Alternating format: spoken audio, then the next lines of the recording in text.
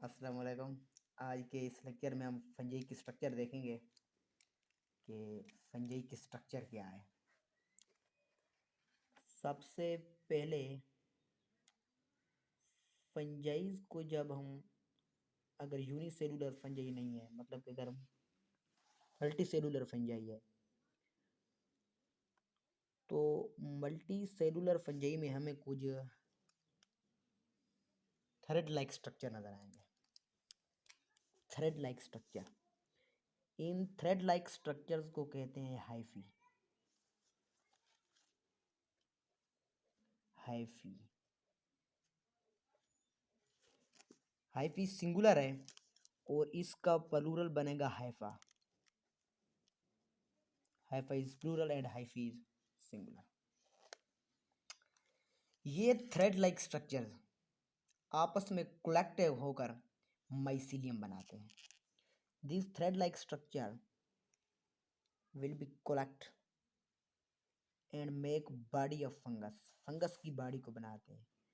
ये धागे नुमा स्ट्रक्चर जो है ये ऐसे कलेक्ट होंगी और एक पूरी की पूरी माइसीलियम बना देंगी। माइसीलियम दरअसल फंगस की पूरी बॉडी को कहते हैं, जो कि हाइफिस से बनी होती है।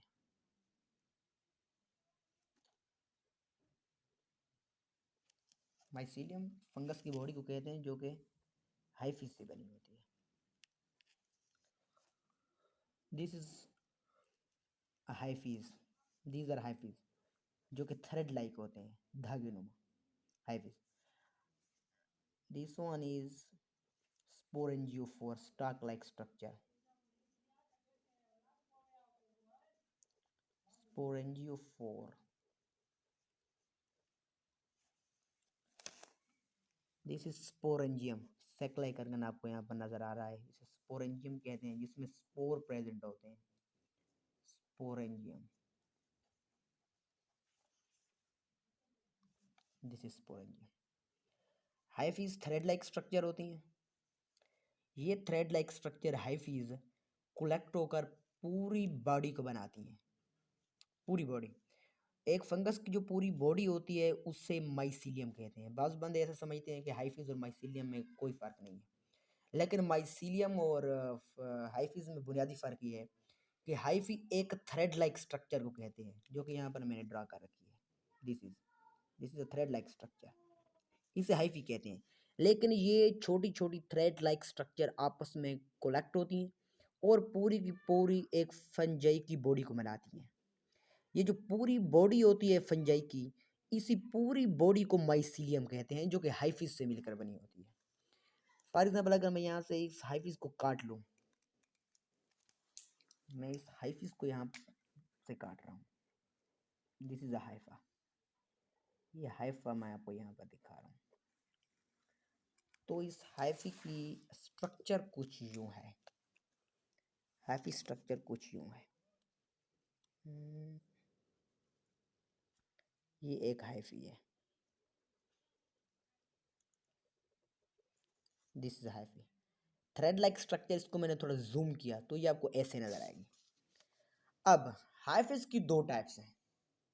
हाइफीज have two types. Number one, septate hyphae.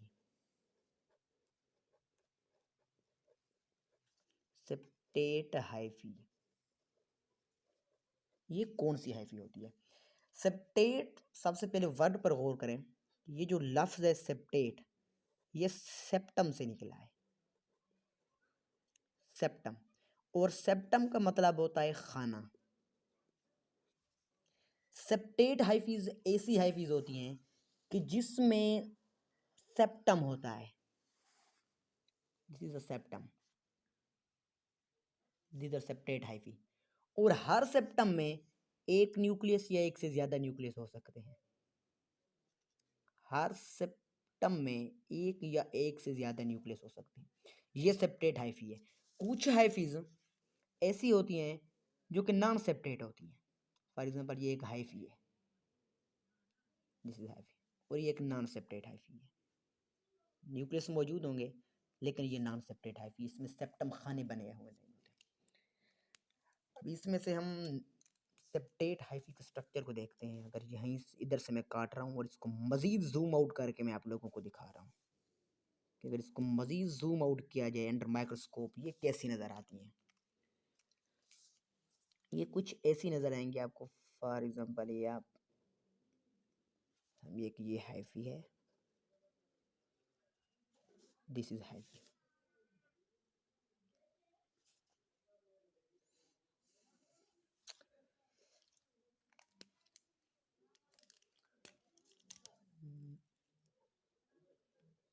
ऊपर वाला सेल वॉल जो कि मैंने ब्लैक कलर में ड्रा किया है, जो मैंने ब्लैक कलर में ड्रा किया है, ये सलवार है। और इसके नीचे ये जो आपको रेड कलर में नज़र आ रहा है, ये सेल मेम्ब्रेन है।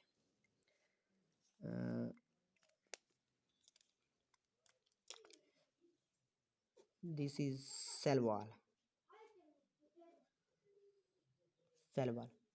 सेल वॉल के नीचे प्लाज्मा मेम्ब्रेन मौजूद होती है। प्लाज्मा मेम्ब्रेन, क्योंकि हमने पढ़ा था कि फंजाई में भी सेल वॉल होता है और फंजाई का सेल वॉल काइटिन से बना हुआ होता है। अब इस प्लाज्मा मेम्ब्रेन में से सेप्टम बनते हैं। मेम्ब्रेन ओरिजिनेट होती हैं, अंदर की तरफ जाती हैं और इस हाइफीज को सेप्टम में डिवाइड कर देती हैं। These are the septums. इसमें ऑर्गेनेलीज मौजूद होते हैं, जैसा कि माइटोकॉन्ड्रिया हो गया। फर्स्ट ऑफ ऑल ये न्यूक्लियस हो गया, this is mitochondria. Golgi bodies इसमें मौजूद होती हैं, these are Golgi bodies. Nucleus. लेकिन दो सेप्टेट के दरमियान एक पोर होता है।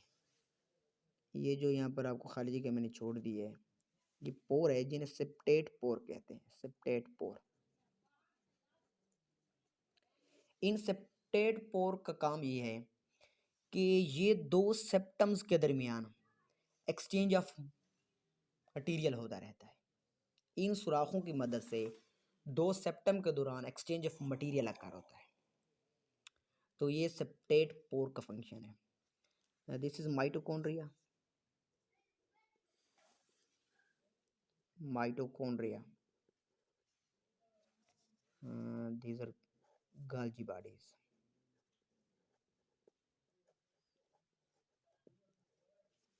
These are Golgi bodies. अब ये तो हो गया हाइफी की स्ट्रक्चर, कुछ यूँ होती है। अब स्पोरेंजियोफोर माइसीलियम, जैसा कि मैंने कहा कि थ्रेड लाइक स्ट्रक्चर्स कंबाइन होकर कलेक्ट होकर माइसीलियम बनाती हैं। ये स्टॉक लाइक स्ट्रक्चर, ये जो स्टॉक लाइक एरिया है माइसीलियम का, ये जो स्टॉक लाइक एरिया है, इस स्टॉक लाइक एरिया को स्पोरेंजियोफोर कहते हैं। ओके, ये जो स्टॉक लाइक स्ट्रक्चर बनी माइसीलियम में, इसे स्पोरेंजियोफोर कहते हैं। स्पोरेंजियोफोर और माइसीलियम में भी फर्क है। माइसीलियम, जैसा कि मैंने कहा कि फंगस की होल बॉडी, पूरी बॉडी को माइसीलियम कहेंगे। लेकिन जो स्टॉक लाइक स्ट्रक्चर बनी हाइफिस के बाद, स्टॉक लाइक स्ट्रक्चर यहाँ हाइफिस से लेकर इस एरिया तक, इसे स्पोरेंजियोफोर कहते हैं। अब स्पोरेंजियोफोर्स के बाद वाला जो इलाका मौजूद है फंगस की बॉडी पर, ये वाला, जिसके ऊपर स्पोरेंजियम मौजूद है, इसे स्टॉक कहते हैं। स्टॉक। इसके बाद स्पोरेंजियम आता है। अब स्पोरेंजियम क्या है? स्पोरेंजियम फंजाई में एक ऐसी रिप्रोडक्टिव स्ट्रक्चर्स होती हैं जो कि स्पोर्स बनाती हैं। Sporangium are the reproductive structures of fungi which form spores. ये स्पोरेंजियम है और स्पोरेंजियम के अंदर स्पोर्स मौजूद होते हैं। स्पोर्स मौजूद होते हैं। अब इस एक स्पोरेंजियम को मैं यहाँ से काट कर आपको जूम आउट करके दिखाऊंगा। यहाँ पर बनाते हैं इसको कि व्हाट इज स्पोरेंजियम। हम्म,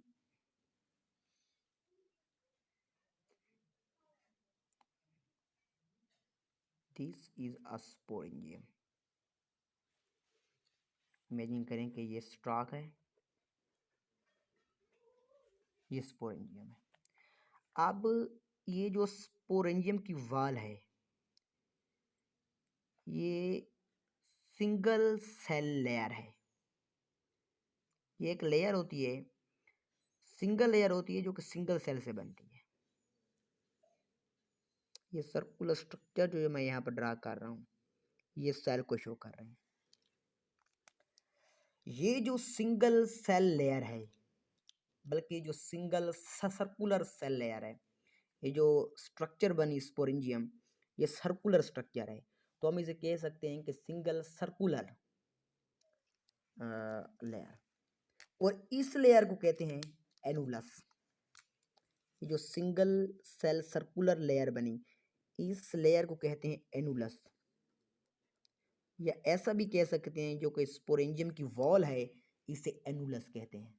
ऐसा कहना भी गलत नहीं होगा। अच्छा, अब इस स्पोरेंजियम के अंदर स्पोर्स मदर सेल मौजूद होते हैं। Spores mother sales, spores mother sales.